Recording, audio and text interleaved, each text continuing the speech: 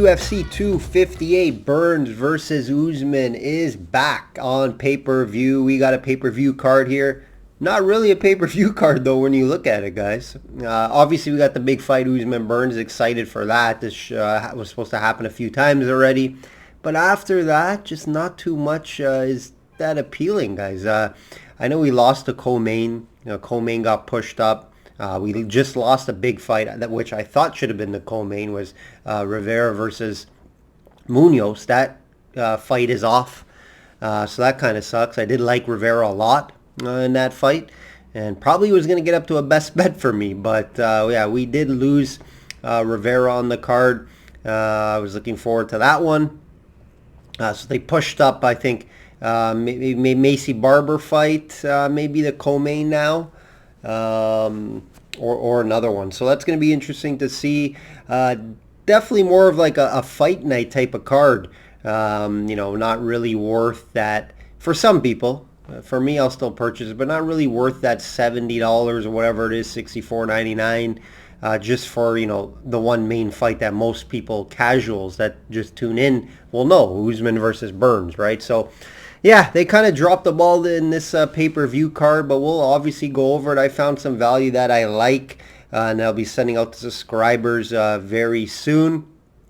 Let's do a little recap from last week. We did get back on track. We did have a main event winner with Volkov.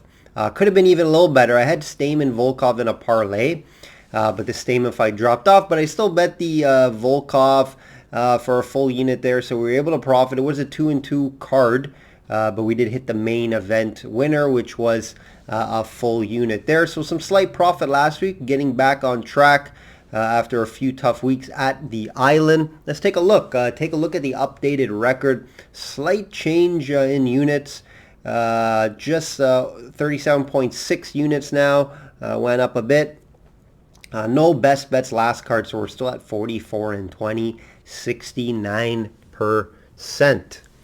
Should have a best bet on this card coming up that I'll probably wait until the weigh-ins. May not need to for this, so I may send it out a little bit earlier. But check out systemsportscapping.com for more information on subscription. And all updated records for all sports I cap are on the website. Guys, please like and subscribe, comment as well. It does help me out a lot. Just trying to keep going and produce content every week for you guys, so hopefully you are enjoying it. Let's get right into the card. It's not going to be a long video here, so I'll just be breaking down some of the fights. Like I said, one of the main fights dropped off from the main card. Usman versus Burns. Exciting matchup, right? We all been looking forward to this. Usman minus 250, moved up to 275 versus Burns plus 200. This matchup was supposed to happen a few different times, and it's finally here. Excited for this one, even though it may not be as entertaining as some of you may think, just because both their fighting styles and they know each other, right? The story going into this fight is that they're friends. Their kids play with each other. They're training partners, in camps. And Usman moved camps for this. He moved camps. Obviously, they're not going to both train with the same coaches. So he did move, and he is training over there with Gaethje. He did hint at how he has the advantage. If you watch some of his interviews, they always bring it up. Who had the advantage, just as a joke? Obviously, both are saying, oh yeah, I think I can do this. I think I can do this to him. It was pretty even. But Usman just had that smile when people would ask him, do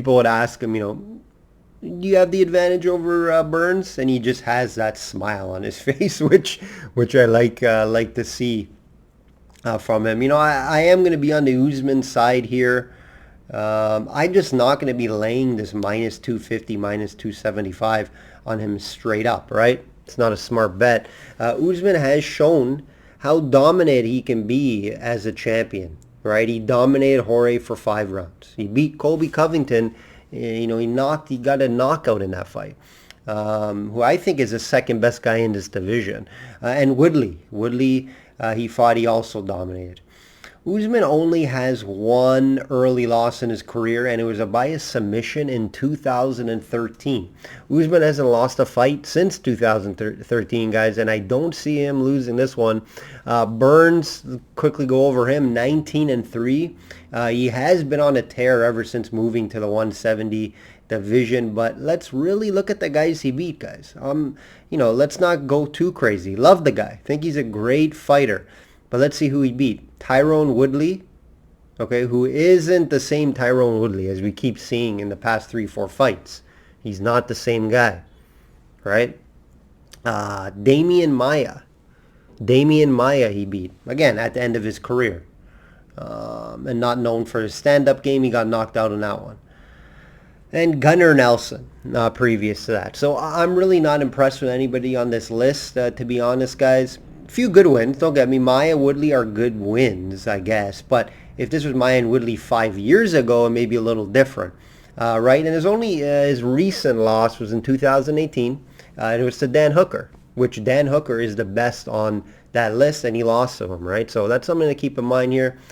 I expect Usman to stand with Burns in this fight. That's where I think it's gonna stay. And I do think he has an advantage in the stand-up game, Usman. Usman's striking has improved a lot. And he does he just looks more comfortable there. If you can see in his last fight against Covington. Covington likes to stand. He can throw. And Jorge, obviously he didn't stand as much, but he did at times. But then he just dominated against the cage. Now, I don't think he can dominate Burns against the cage. I do think he's going to definitely be the bigger and stronger guy in the cage there. But, do you want to bring Burns to the ground? I don't think so. That's the only thing. He's going to be the better wrestler out of the two, Usman. But, you can always get submitted by Burns, right? His jiu-jitsu's unreal. So you got to be careful there, right? Usman could control him on the ground. Yes. Is he going to get arm barred, when Burns is on his back? I don't think so. But if Burns somehow gets top position, that's dangerous. I don't know if it will happen, though. I don't see it happening.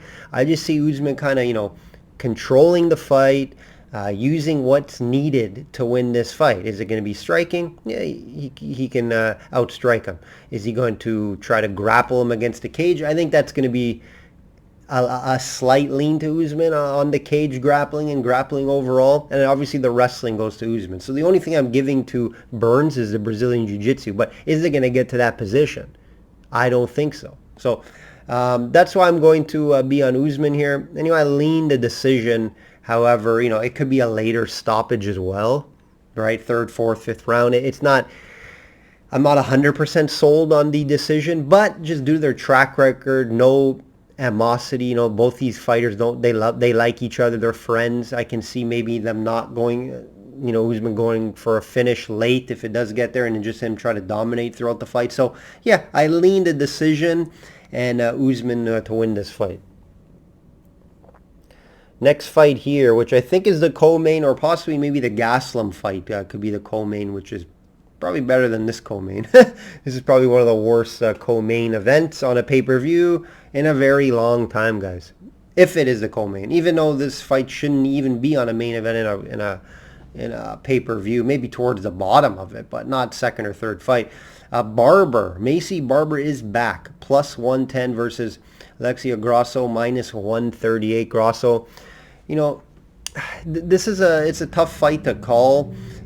Just because Macy Barber's coming off that injury and that tough loss, right?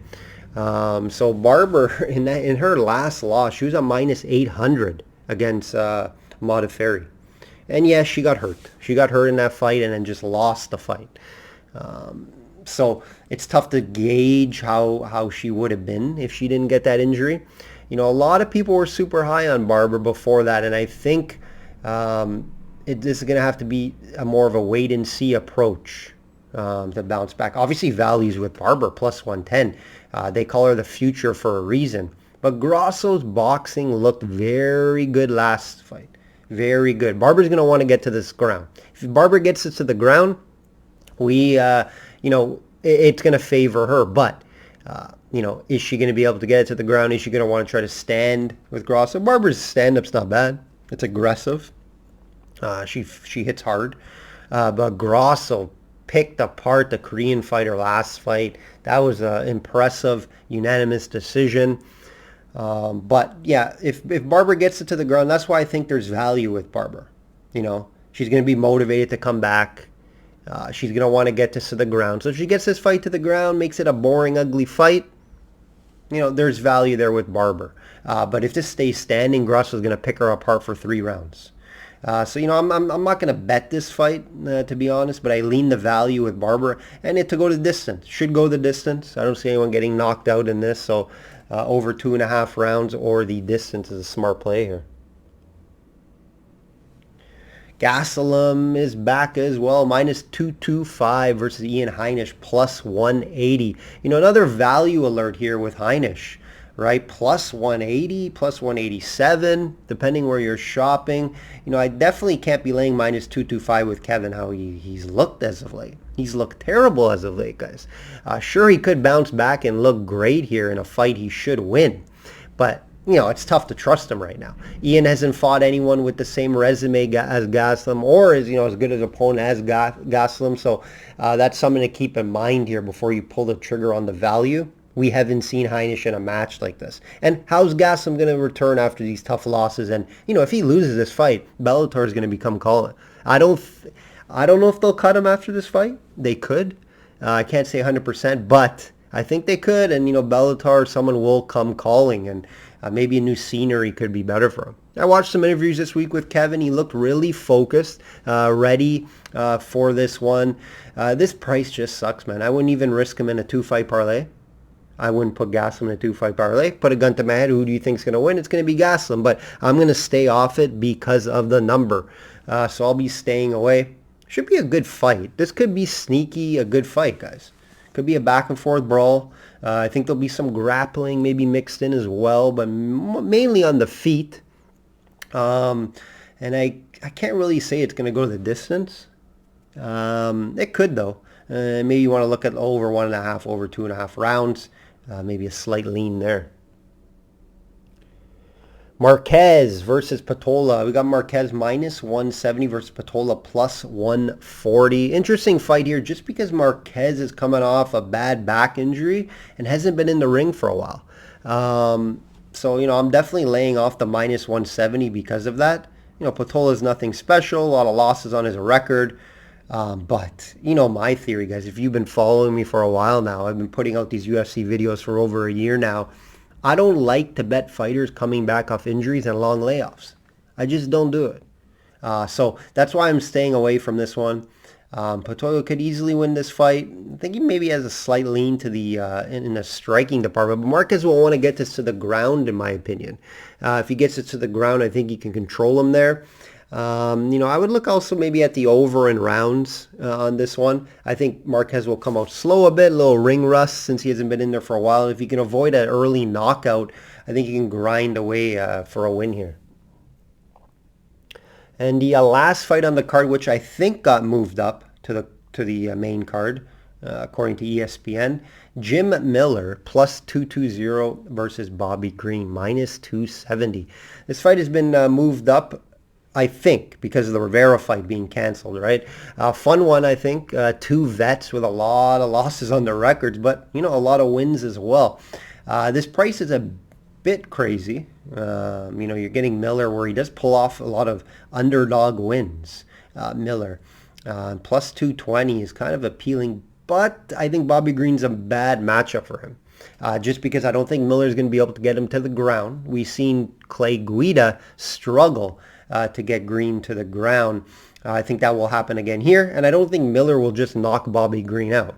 Just don't see that happening because he has a good chin. However, if this goes to decision, you never know. Bobby Green, the judges don't like him, and he mentions that. He's a very colorful character, to say the least. He is very outspoken. If you've seen his interviews this week, he's very all over the place. Very hard to trust. I don't like putting money on him. I have before, and I've lost when he should have won the fight. I won't be having a personal play on this, but yeah, I do think Bobby Green does get it done. Just that minus 270 price is very ugly. outcome, yeah, decision. He wins decisions. His last 9 fights has gone to a decision, guys. So that tells you something there. So I would lean the decision with Bobby Green. You're gonna get paid minus 125 for it though. So it's just not a fight I'm gonna be on, guys. But for you parlay players or guys that love to bet volume, take Bobby Green. All right, guys, that will do it. Hopefully you guys enjoyed the video. Personal plays will be sent out to subscribers. Maybe before weigh-ins this time. Don't think anyone's going to miss cuts. I've been watching all their videos and making sure everyone's on point. So I think we're okay there. Had to wear the hat today, guys. The hair's all over the place, and Barber's closed, so can't really get in for a cut at this time. So hat is on. All right, guys. Like I always say, bet smart and know your limits. Enjoy the fight card. Take care.